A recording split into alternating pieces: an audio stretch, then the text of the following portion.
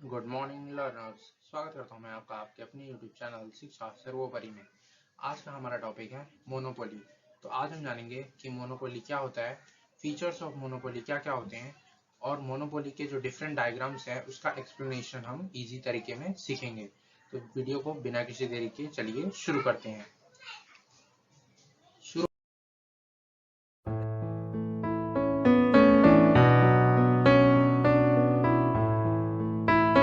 से पहले अगर आपने अभी तक हमारे YouTube चैनल को सब्सक्राइब नहीं किया है तो हमारे YouTube चैनल को सब्सक्राइब करें और इसी तरीके की वीडियोस देखने के लिए हमारे YouTube चैनल पर बने रहें। धन्यवाद। तो चलिए देखिए मोनोपोली।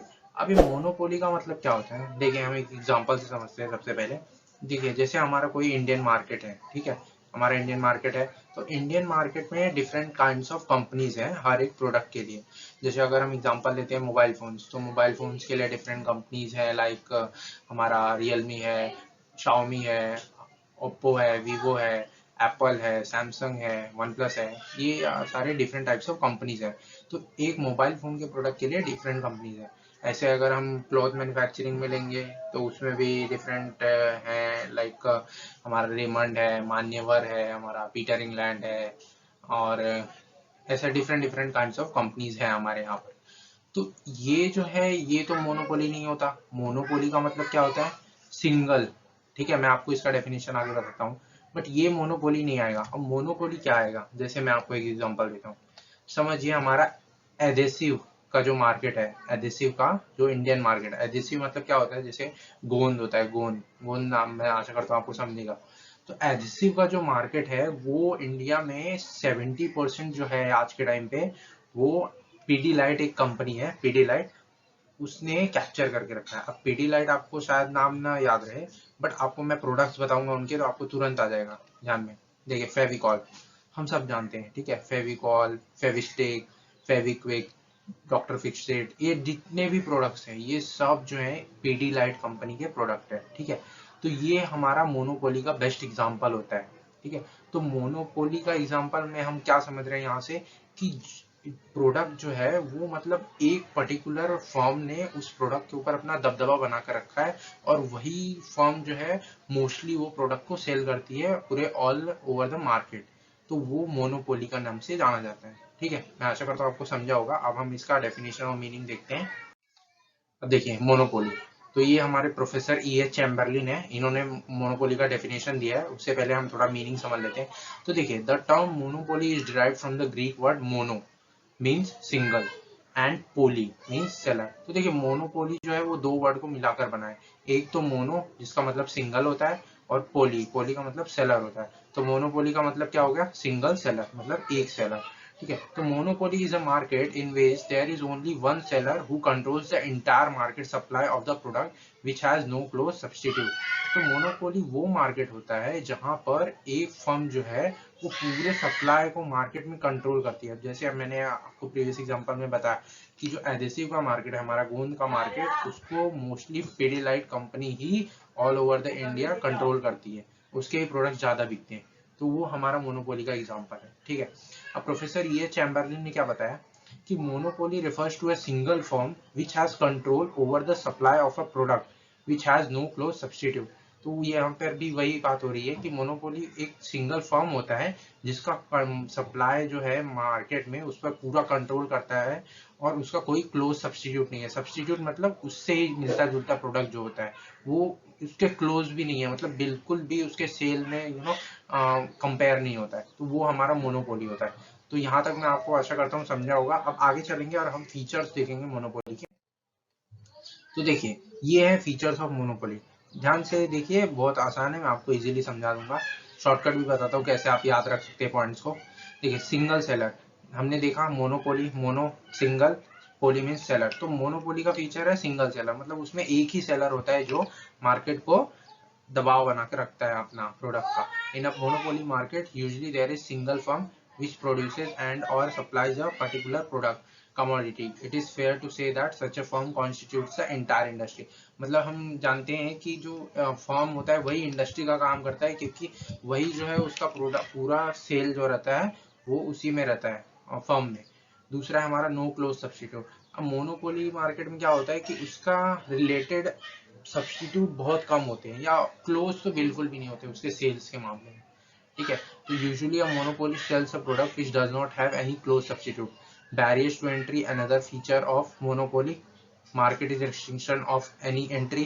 तो देखिए बैरियर्स टू एंट्री जो है ये भी एक इसका फीचर है, ये हमने इसको अलग से लिखना चाहिए था मुझे, मैंने नहीं लिखा। यहाँ पर हम थर्ड नंबर करके समझ सकते हैं और ये फोर्थ फिफ्थ सिक्स हो जाएगा।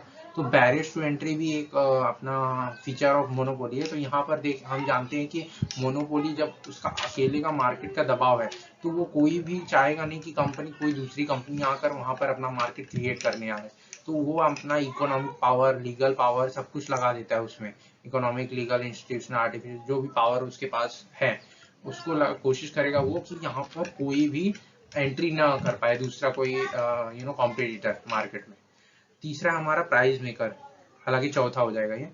तो प्राइस मेकर, तो since there is only one firm selling the product it becomes a price maker for the whole industry, the consumers have to accept the price set by the firm as there are no sellers और close substitute. तो monopoly का एक ये भी मतलब कह सकते हैं डिसएडवांटेज है कि मोनोपोली प्राइस मेकर हो जाता है, फिर वो आप कोई भी प्रोडक्ट चार्ज करे प्राइस, वो आपको पे करना ही पड़ेगा। तो sometimes seller gets the advantage of it, sometimes they don't get, so वो उनके ऊपर रहता है वो कैसे हैं। फोर्थ है हमारा प्राइस डिस्क्रिमिनेशन। अब देखिए मोनोपोली है तो काफी हद तक वो प्राइस डिस्क्रिमिनेशन भी कर सकता है, हालांकि ऐसा होता नहीं है बट करते हैं। तो उसमें कैसा है कि आप कोई प्रोडक्ट, अपना प्रोडक्ट किसी को कम भाव में बेचेंगे, किसी को ज्यादा भाव में बेचेंगे, तो ये होता है हमारा प्राइस डिस्क्रिमिनेशन, मतलब हर एक आदमी को अलग अलग प्राइस चार्ज करना। फिफ्थ है हमारा no distinction between firm and industry, हालांकि मैंने आपको यहाँ पर बता दिया था, तो वही सेम पॉइंट यहाँ पर भी आएगा कि फर्म और इंडस्ट्री में कोई भी सब्स्टिट्यूट नहीं होता है, मतलब सॉरी डिस्टिंक्शन नहीं होता है। मतलब देखिए फर्म ही पूरा कंट्रोल कर रहा है तो इंडस्ट्री का तो कुछ सवाल ही नहीं होता, क्योंकि एक दो कंपनीज एक्स्ट्रा होंगी उसके रिलेटेड मतलब प्रोडक्ट सेगमेंट में, तो वो फर्म ही जो है वही इंडस्ट्री का काम करता है। तो कुछ भी डिसीजन रिलेटेड रहता है तो वो मोस्टली वही फर्म डोमिनेट करता है जो मोनोपोली है, ठीक है।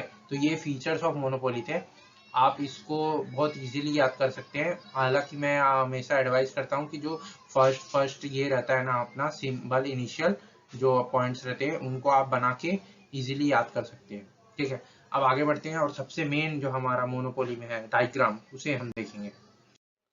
डायग्राम शुरू करने से पहले अगर आपने अभी तक हमारे चैनल को सब्सक्राइब नहीं किया है तो हमारे चैनल को प्लीज सब्सक्राइब करें और बेल आइकन को दबाएं इसी तरह की वीडियो सबसे पहले देखने के लिए। अब देखिए डायग्राम को हम एक्सप्लेन करेंगे। तो देखिए यहाँ पर हमारा ये सुपर नॉर्मल प्रॉफिट का एरिया है और ये हमारा जो डायग्राम है ये नॉर्मल प्रॉफिट का डायग्राम है, ठीक है। तो अब सुपर नॉर्मल प्रॉफिट का जो डायग्राम है इसमें हम देख सकते हैं कि ये हमारा जो है इकोनॉमिक प्रॉफिट का रीजन दर्शा रहा है, ठीक है। अब ये इकोनॉमिक प्रॉफिट कैसे हुआ, तो सबसे पहले इक्विलिब्रियम मोनोपोली में लाने के लिए दो कंडीशन सेटिस्फाई होनी चाहिए। सबसे पहला AR is greater than AC, तो यहाँ पर हम देख सकते हैं AR का हमारा यहाँ पर है, AC का हमारा यहाँ पर ऐसे जा रहा है तो यहाँ पर ग्रेटर है। और दूसरा हमारा MC curve should cut the MR curve from below, तो यहाँ पर हम देख सकते हैं MC कर्व हमारा ये है, MR कर्व ये है और यहाँ पर ये यहाँ पर नीचे से इसे कट कर रहा है, तो दोनों कंडीशन हमारा सेटिस्फाई हो गया। अब देखेंगे हम, देखिए तो सबसे पहले हम समझते हैं कि प्रॉफिट कॉस्ट का रीजन क्या क्या है। पहले हम इसको नाम दे देते हैं OQRST, ये हमारा इक्विलिब्रियम का रीजन है E, ठीक है। तो अब हम देखते हैं, तो बहुत इजी है। देखिए अभी यहाँ पर जो है OQSR जो है रीजन, ये हमारा कॉस्ट का रीजन है, टोटल कॉस्ट। ये कैसे टोटल कॉस्ट पता चला, तो देखिए यहाँ पर आप देख सकते हैं ये जो ATC कर्व है यहाँ पर इसने इसे मतलब टच करके गया है, तो ये इतना एरिया जो हो रहा है यहाँ पर से ये इतना एरिया ये टोटल कॉस्ट का एरिया है, क्योंकि ये यहाँ पर ATC कर्व यहाँ पर से टच होकर गई है यहाँ पर, तो ये हमारा टोटल कॉस्ट का एरिया हो गया। अब हमारा टोटल रेवेन्यू जो है, ठीक है, टोटल रेवेन्यू ये हमारा है OQTP, ठीक है। OQTP क्यों है, क्योंकि यहाँ पर देख सकते हैं जो एवरेज रेवेन्यू कर्व है वो यहाँ पर जो है यहाँ पर इसे टच करके जा रही है, तो ये हमारा टोटल रेवेन्यू का कर्व हो गया। तो हमारा प्रॉफिट जो आ रहा है वो हम ऐसे निकालेंगे कि OQRS जो है हमारा टोटल कॉस्ट और OQTP ये इसमें से हम माइनस करेंगे, तो इसका जब हम माइनस करेंगे तो रीजन क्या आएगा, RSTP जो आएगा वो हमारा प्रॉफिट का रीजन आएगा, सुपर नॉर्मल प्रॉफिट का। ये हो गया।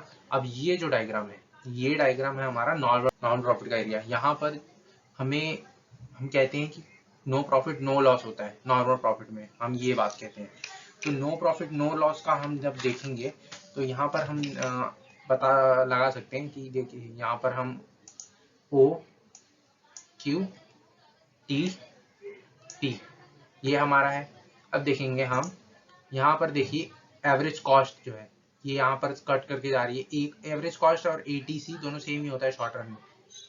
तो OQTP हमारा सेम रीजन हो गया, ठीक है। तो फिर हमारा आता है नॉर्मल प्रॉफिट का कर्व। अब देखिए नॉर्मल प्रॉफिट का कर्व में हमारा एकदम इजी है, आपको समझ में आ जाएगा।